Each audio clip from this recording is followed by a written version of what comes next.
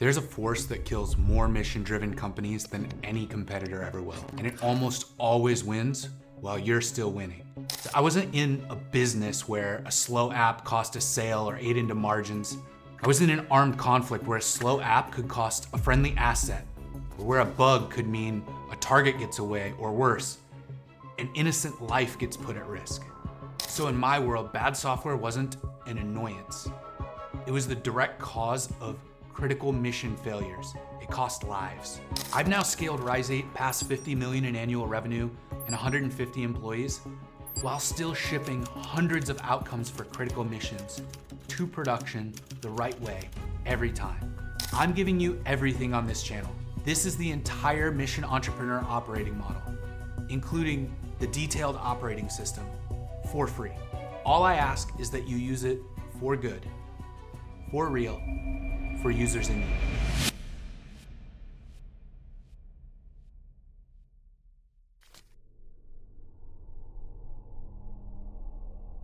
If you're an entrepreneur trying to scale a mission-driven software company, this is for you. There's a force that kills more mission-driven companies than any competitor ever will. Nobody controls it, everybody obeys it, and it almost always wins while you're still winning. Let me tell you how I learned to fight it. I've been doing critical missions for 14 years. The first 7 as an Air Force intelligence officer. The next 7 building a company to fix the thing that nearly broke me in the first 7. Both periods taught me the same lesson from opposite directions. When the mission is critical, the software is life and death.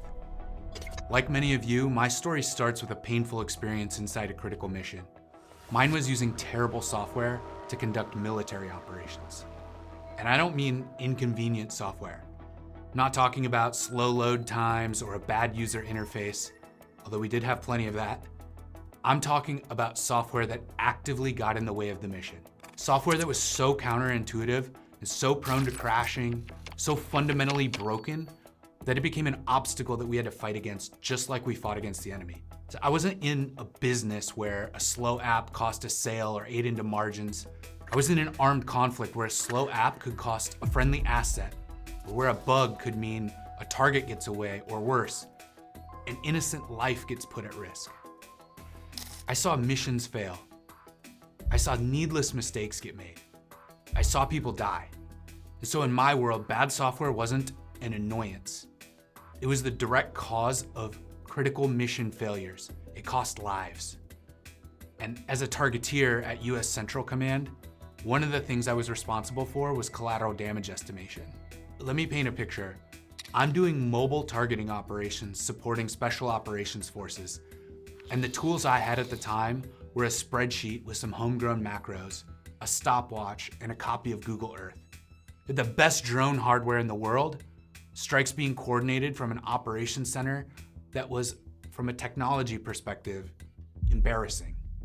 There was a cursor on that target from the drone, best drone hardware in the world, passing all the metadata that I was hand jamming into a spreadsheet. You see, we didn't need AI. We didn't need ML or blockchain. We didn't even need an algorithm. It was basic linear algebra, but the systems didn't talk. And so instead, a human being with a stopwatch did the near impossible while a target slowed down, sped up, turned right, turned left, and you're recalculating on the fly, trying to figure out whether there are civilians near where the weapon is about to land. And I saw missions fail because we couldn't make a call in time. And a defining moment for me was a strike on a Doctors Without Borders hospital in Kunduz, Afghanistan. Happened on October 3rd, 2015. 42 people were killed. 37 more were injured. Now, the hospital had given its coordinates to the Department of Defense as recently as 4 days prior to the event. And there's an official report that you can find online. What I'm gonna give you is my opinion, not necessarily that of the US government, but I believe software played a huge role in what happened that day and what happens in many days like it. And yes, many people made many mistakes, and there was definitely fog of war, but we forget that software can solve those problems, right? When we ask humans to do the near impossible and they fail, we blame the humans. We never blame the software or the lack of it or the people who were supposed to procure it.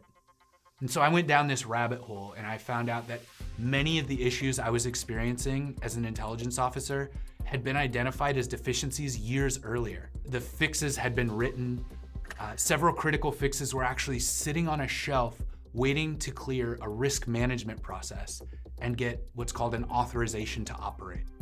And I believed the cost of that delay was lives. That our risk management process wasn't managing risk at all, just passing risk onto the field, to the people with critical missions and getting people killed. And that's when I became obsessed, right? Because everywhere that I looked, this was happening. And here's the part that should scare all of us, right? When a Fortune 500 company gets disrupted, it's money changing hands, right? The market adjusts, people move on. But disruption on a battlefield is different. We can't afford to be disrupted on a battlefield. And the same is true in an operating room, in a 911 center, with the power grid, right? In critical missions, disruption isn't a quarterly earnings miss. It can be body count. So I did the arrogant, naive thing that fuels almost every founder, maybe you. I decided to fix it myself. I left intelligence, applied for a career field that's called acquisitions, in my opinion, leaving the coolest job in the military for perhaps the worst one. And I pulled every string I had to get myself assigned to the program office where they made the targeting software. And the day I arrived, I called this organization that's known as the Defense Innovation Unit and started an entrepreneurial chain of events that led me to co-found and scale a program called Kessel Run. Now, we set out to hack the largest bureaucracy in the world, literally by every metric. And we did it. By the time I left, it was a 500-person organization with a $250 million annual budget, and we were continuously delivering critical mission software that users actually loved in some of the highest compliance environments in the world. It can be done. And if I were talking to a government audience, this is where the story would turn into a story about beating the bureaucracy, right? The inertia, the culture of no, the leaders who tried to snuff us out from day one. But this channel isn't about that fight. Because when I finally left the military and started my own company, I met another enemy. And this one's far more dangerous because it doesn't look like an enemy at all. It actually looks like success. Here's what nobody told me. I spent years believing the only thing standing between a critical mission and the software it deserved was that bureaucracy, the friction, the inertia. And that's real. It'll fight you every single day. But a bureaucracy fights you openly.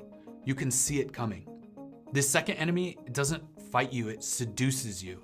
And I've watched it happen to founders that I deeply respect. People who started a company for exactly the right reason, right? A mission that mattered with lives on the line. And then a few years later, the company has their name on the door and none of the mission left inside it. Sometimes they sold, sometimes they got pushed out, but most of the time, nobody did anything wrong. There was no villain. The company just drifted, 1 degree at a time, toward the easy customer instead of the critical one, toward the contract that pays instead of the one that matters, toward the feature that demos beautifully and saves no one. And one day the founder looks up and the thing they built to serve the mission is serving something else entirely. I've started to think of it less like a betrayal and more like gravity, a force that nobody controls but everybody obeys. It radiates out from every dollar and it pulls everything, the roadmap, the hiring, the board meeting, the founder, in the same direction, away from the mission. And the cruelest part is the timing, right? The force almost always wins while you're still winning, at least by conventional metrics. The company's growing, logos on more doors, everybody's celebrating. From the outside, you can't tell the difference between a healthy mission-driven company and one that's already lost its soul. They throw the same party. And it's a trap to believe that you are the safeguard. I'll be the CEO. I know my values. I'll keep us honest. I believed that. And it's not true. A company is bigger than any one person's intentions. Culture, structure, and systems decide, not just your character. You play a big role in those, but if the operating model of your company pulls you toward that drift, your willpower loses every time. Right? You don't avoid this type of corruption by being a good person. Founder mode isn't enough. You have to design against the drift. And you need an actual design. Now, most people will tell you that you have to choose. You can have the mission or you can have the scale. Stay pure and stay small, or grow up and sell out. I'm here to tell you that's a false choice. It only looks that way from inside the conventional playbook. There's another way to build, and I want to share it with you. That fight is why Rise8 exists the way that it does. I've now scaled Rise8 past 50 million in annual revenue and 150 employees, while still shipping hundreds of outcomes for critical missions to production the right way every time. We've never had to sell out. If anything, we're more mission-driven than ever. We recently had a prospective customer that was super eager to sign a contract with us. A 4-year contract, $5 million a year, so $20 million total contract. And we walked away. And it was easy to do so because it didn't align with our mission. We weren't gonna be able to ship the kind of mission outcomes that we wanna ship when we have that many people working on a problem. So we walked away, and it was easy. You see, over the last 7 years, we didn't just build an operating system to ship great software for critical missions. We built an overarching operating model to stay who we are while we scale, to make the mission something the company can't quietly abandon, no matter how big it gets or who's in the room. We call it the mission operating model. And as an operating model, it consists of culture, how we behave, structure, how we organize, and the operating system, how we actually do the work. And it's applicable to both the mission organizations we all serve, in our case, the government, and our companies that serve them. So at Rise8, we talk primarily through the former lens, where we teach our government customers how to address culture, structure, and systems. You could think of that lens as the mission owner's operating model. But this year I launched Seven Falls Holdings to invest in other mission-driven software founders and implement the operating model in their companies. And so we call that lens the mission entrepreneur's operating model. And we want to put it to use across an ecosystem full of founders doing the hardest, most important version of this work. But there are way more mission-driven founders than we can work with right now. So on this channel, we'll give away all of it for free. The model's applicable to any mission-driven company, but the operating system especially is tailored to implementing software and AI inside these critical missions. When it comes to software and AI, most of the mission organizations we serve are still stuck in time, right? Still in need of digital transformation. But what we built is more than a buzzword or transformation theater. It's an entire philosophy. It's our answer to the warning that Mark Andreessen gave over a decade ago, that software is eating the world. For the Fortune 500, when software eats your business, life generally goes on. Maybe it even gets better for the consumer because the company or the product was replaced by something better. But in our world, in critical missions, if the mission is disrupted, people don't lose money. They lose life and limbs. They lose loved ones. They lose. It's not about some vague idea of avoiding disruption for us. It's often life or death. And you might be thinking your mission, while critical, isn't existential. And if that's you, I want to challenge you to zoom out. Many of these missions actually add up into something existential. For instance, think about the federal government. Today, our analog government can no longer keep pace with the digital world. That was true before AI, and now the gap is accelerating. The consequence is that it often cannot deliver on policy or even get the right policy to begin with. And this leads to a failure in state capacity, the ability to serve the people, and that erodes trust.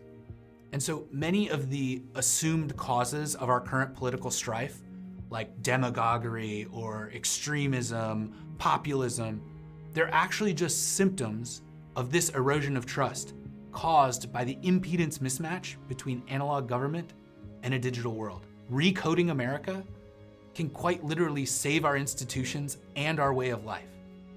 And so nothing could be more existential. So while you might not think of the DMV or a tax portal or benefits software as life and limb issues, they actually add up to something we can't ignore as a society, right? Every one of these critical missions is centered around an impact on the world. And so at the core of our operating model is this logic model for impact. The positive change that we want to see in the world is some desired impact. And the task is to align resources to the right activities to produce the right outputs that result in outcomes that will create the desired impact. That's the logic model. And the missing focus area, which is almost always responsible for mission drift, is outcomes. Our operating model puts heavy emphasis on critical outcomes in production, in service of that mission impact. So let's break that down. Critical because the stakes are non-negotiable. Outcomes because we don't measure activity and outputs, we measure the changes in human behavior that lead to mission success. And in production, because if it's not in the hands of an end user in their real environment, it's theater. And so that phrase is everything to us.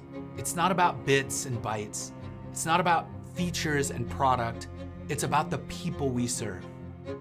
The soldier on the battlefield, the patient on the operating table, the family waiting for emergency response. What we do is measured in lives saved and disasters averted. Our job is to deliver for those people in their hour of need. But here's the nuance that makes this an entrepreneur's operating model instead of an intrapreneur's inside of those mission organizations. Creating critical outcomes in production happens inside someone else's organization for us. And that's only half the job. That's building something worth protecting. The other half is making sure it stays protected, that the company you build to serve the mission can't be corrupted by its own success. Two jobs: build something worth protecting and build it so that it can't be corrupted. Miss either one and the mission dies. So who is this for? This is for you. I'm talking to the founder who started a company because a critical mission demanded one. The person who turned down easy money because it would have pulled you off mission. The person who's felt the gravity, the board pressure, the lucrative contract, the temptation to harvest what you've built and walk away, and held the line anyway, even when holding it was lonely and it cost you. The person who can see clearly the gap between the company you set out to build and the forces trying to bend it into something else, and who refuses to drift. I know you're out there. You're the reason I'm doing this. So here's my promise to you. I'm giving you everything on this channel. No secrets, no paywalls. This is the entire Mission Entrepreneur operating model, including the detailed operating system, for free.